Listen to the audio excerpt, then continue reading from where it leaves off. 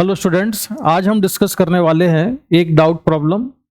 और ये doubt problem है इलेक्ट्रोस्टैटिक्स का।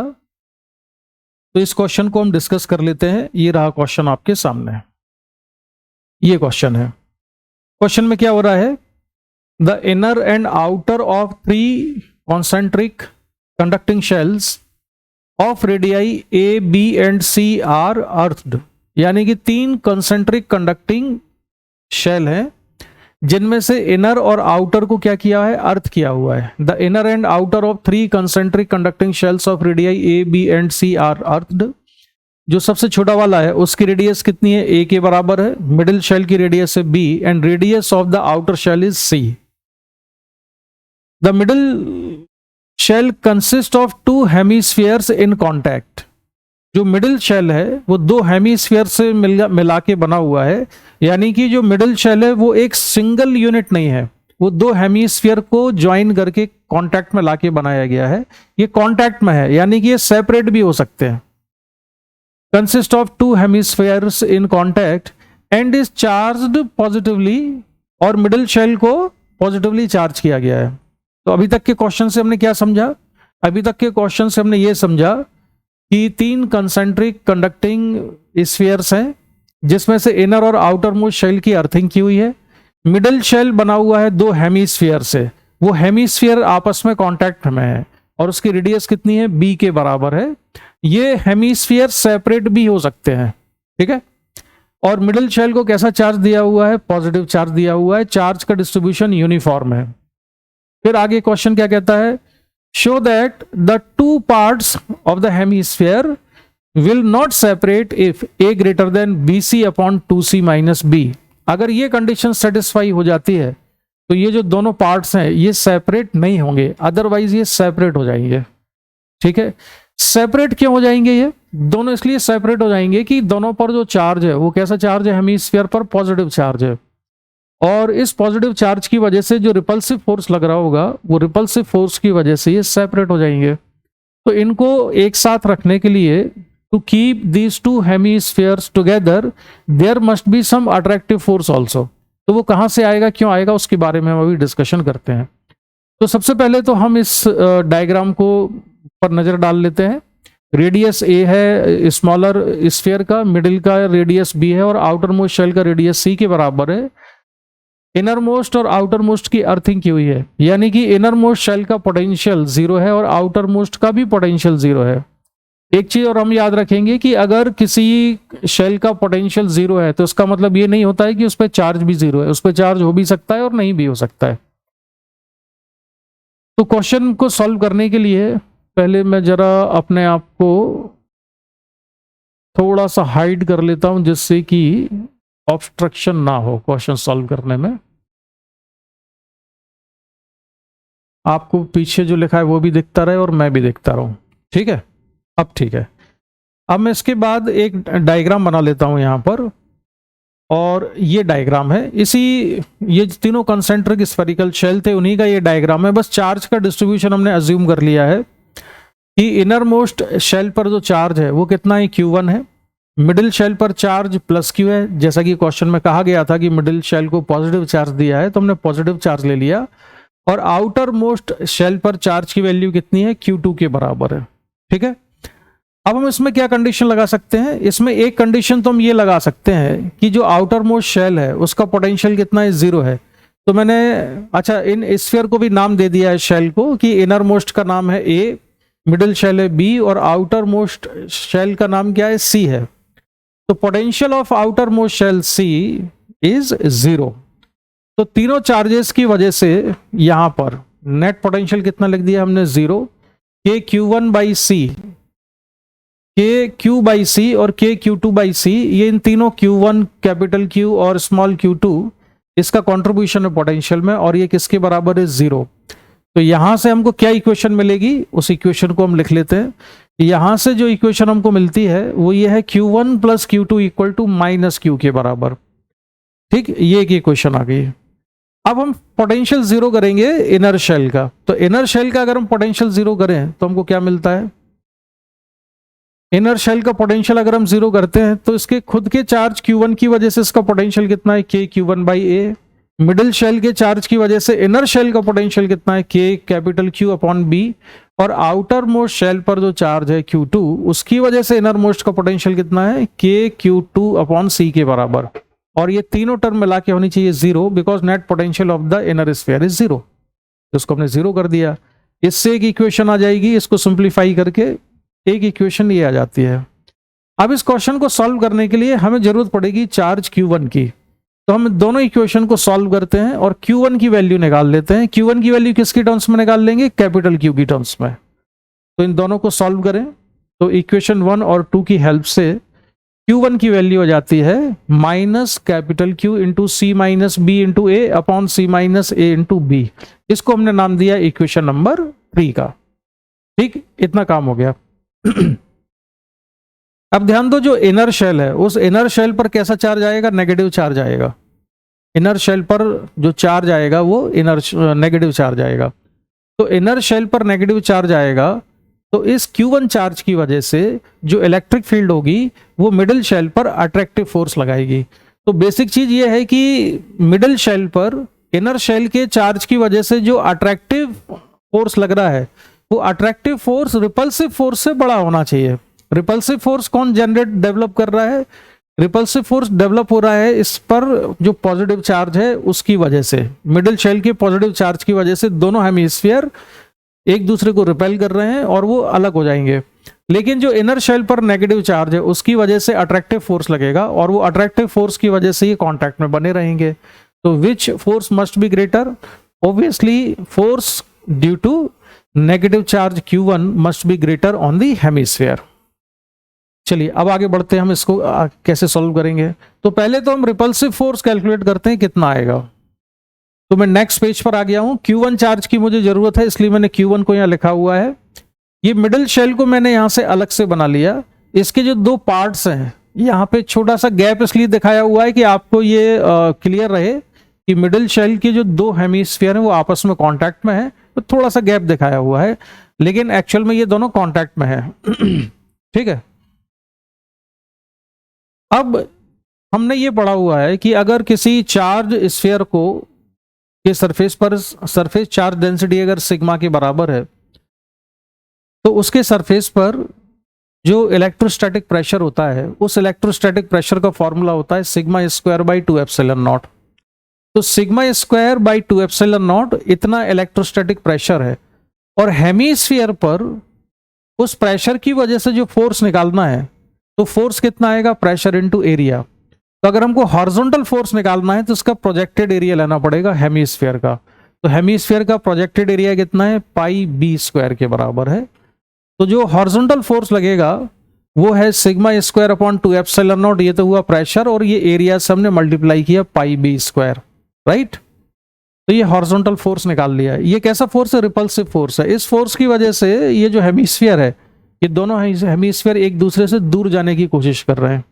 इसे काउंटर कौन करेगा, Q1 चार्ज का जो अट्रैक्टिव फोर्स लगेगा, क्योंकि Q1 चार्ज नेगेटिव इंड्यूस होगा। तो अब इसको सिंप्लीफाई करके यहां पर मैंने सिग्मा की जो वैल्यू है वो रख दी इसमें। सिग्मा कितना है, चार्ज पर यूनिट एरिया। तो टोटल चार्ज कितना लिया था हमने इस पर, Q। तो Q upon 4 pi B square, this is sigma charge per unit area, और इसका होल स्क्वायर।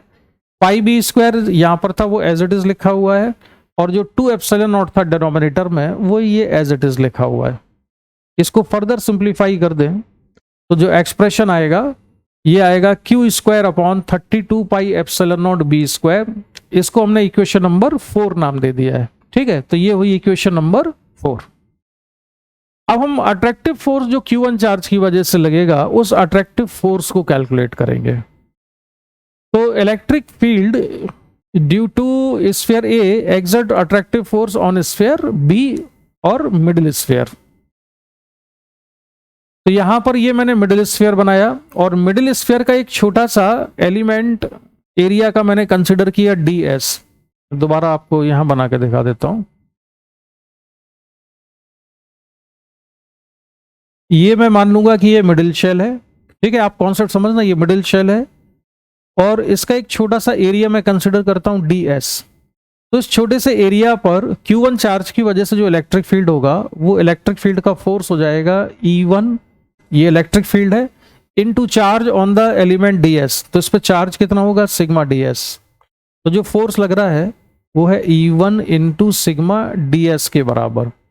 इस फोर्स को लिखा मैंने df, so df is the small force, तो df force upon area ds equal to ये कितना जाएगा सिग्मा इंटू E1 के बराबर, df अपॉन ds, ये हुआ फोर्स पर यूनिट एरिया, यानी कि ये भी प्रेशर है। किसकी वजह से प्रेशर डेवलप हो रहा है, इस E1 इलेक्ट्रिक फील्ड की वजह से। और ये E1 इलेक्ट्रिक फील्ड किसकी वजह से है, E1 इलेक्ट्रिक फील्ड है due to charge on the inner shell Q1, तो सिग्मा E1। अब ये तो हुआ प्रेशर, अब इस पर हॉरिजॉन्टल फोर्स कितना होगा इस प्रेशर की वजह से, sigma E1 into pi B square के बराबर। ध्यान रखो प्रोजेक्टेड एरिया लेना पड़ेगा अगर हमको हॉरिजॉन्टल फोर्स निकालना है। ये जो फोर्स लग रहा है ये तो सेंटर की तरफ लग रहा है, सेंटर की तरफ डायरेक्टेड है।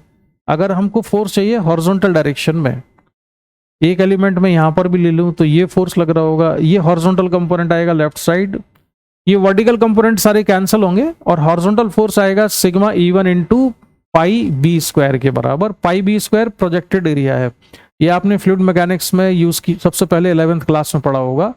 जब हॉरिजॉन्टल फोर्स निकालते हैं प्रेशर की वजह से तो प्रोजेक्टेड एरिया लेते हैं। तो यहां पर मैं आगे लिखता हूं, तो df by ds equal to कितना हो गया सिग्मा इंटू ई के बराबर। ई किसका इलेक्ट्रिक फील्ड है, Q1 की वजह से, अभी मैंने एग्जांपल में उसको E1 लिया था। तो हॉरिजॉन्टल फोर्स F2 कितना हो जाएगा, ये हो जाएगा sigma E into pi B square, जैसा कि मैंने अभी आपको बताया था। अब ये जो F2 है, this force is attractive, this force must be greater in magnitude then this F1, ठीक है।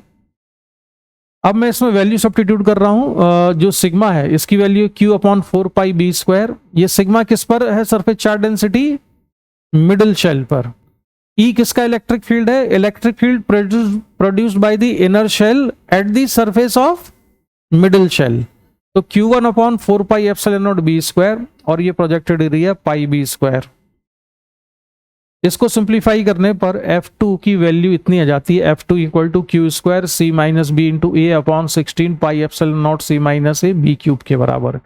ये क्वेश्चन नंबर 4 और ये क्वेश्चन नंबर 5 है। अब क्वेश्चन ऑलमोस्ट सॉल्व हो गया है। हमको देखना ये है कि F2 must be greater than F1, जिससे कि ये शेल कांटेक्ट में रहे, कांटेक्ट ना छोड़े। तो मैं नेक्स्ट पेज पर आ गया हूँ। F1 और F2 इसकी जरूरत पड़ेगी, इसको मैंने लिख लिया। अब बाकी का कैलकुलेशन तो एक्चुअली आपसे ही करवाता मैं, लेकिन मैंने फिर भी कर दिया है। तो two hemispheres will not separate if F2 greater than F1। ये वैल्यूज हम सब्स्टिट्यूट कर देते हैं यहां पर, ये F2 की वैल्यू है, ये F1 की वैल्यू है। इसको अगर हम कैंसिल करते हैं तो कैंसिल करने के बाद बचेगा C minus b into a upon c minus a into b greater than 1/2। Cross multiplication किया, -2ab और ये -ab, -ab को यहां ले आएंगे तो +ab हो जाएगा, तो ये कितना बचेगा, -2ab बचेगा, केवल -ab।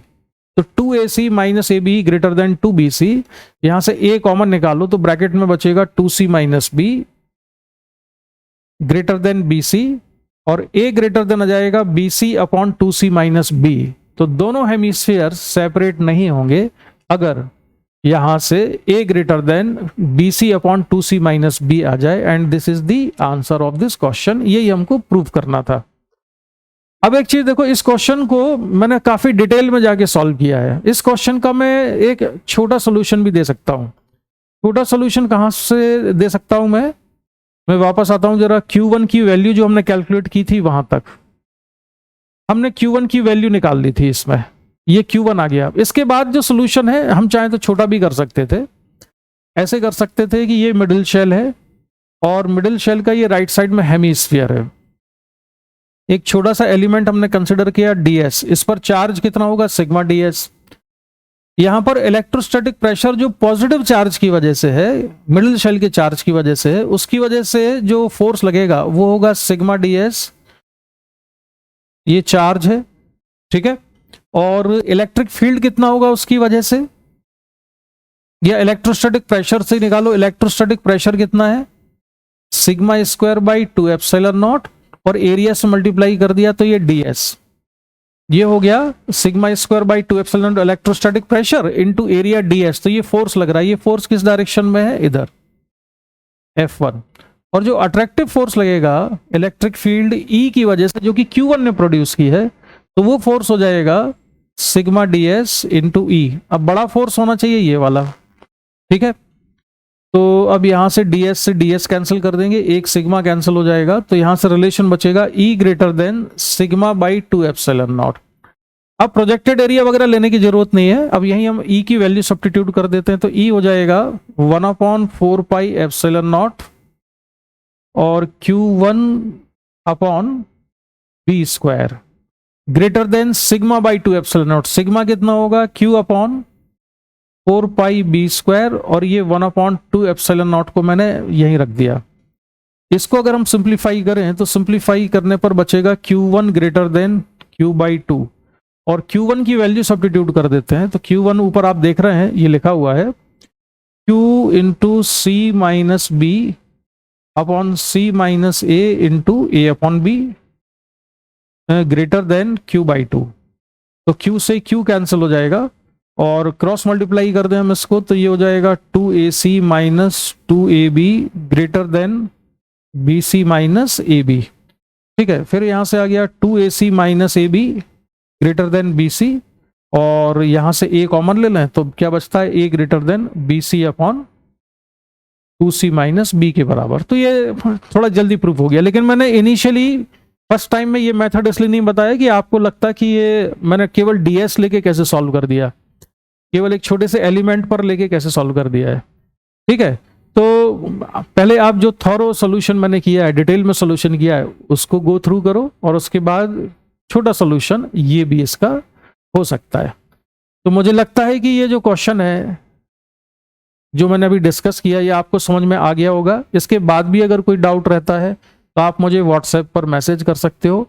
डिस्क्रिप्शन में मेरा व्हाट्सएप नंबर होता है जिसमें कि आप मैसेज कर सकते हैं। इस क्वेश्चन का डिस्कशन मैं यहीं पर कंप्लीट करता हूं। Thanks for watching, bye bye.